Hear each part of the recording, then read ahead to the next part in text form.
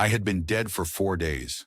4 days in the tomb, wrapped in burial linens, my body decaying. I remember the cold, the stillness, and the darkness. I couldn't feel the warmth of the sun, nor hear the voices of my family. I couldn't even dream. There was nothing but silence, until I heard a voice. It wasn't the voice of a man, not just any man. It was the voice that had always been so full of life, so full of authority.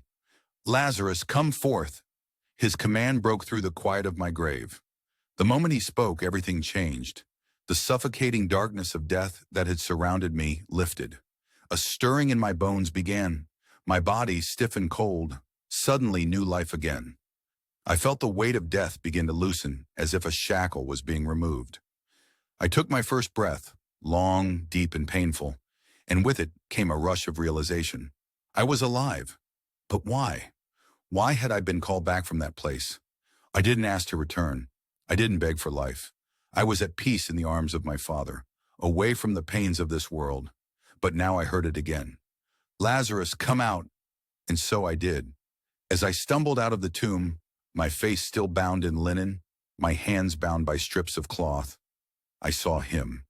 Jesus. The crowd was stunned. Some wept, some murmured.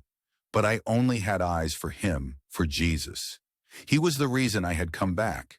His power over death was unlike anything I had ever known, and it made me wonder, how many of us live in spiritual death and do not know it? How many walk around as if alive, but are trapped in the darkness of sin, bound by the grave clothes of their own choices? It was a moment of glory, yet a moment of conviction. Jesus had brought me back to life, but why? To show his glory, yes, but also to make a point. Death is not the end.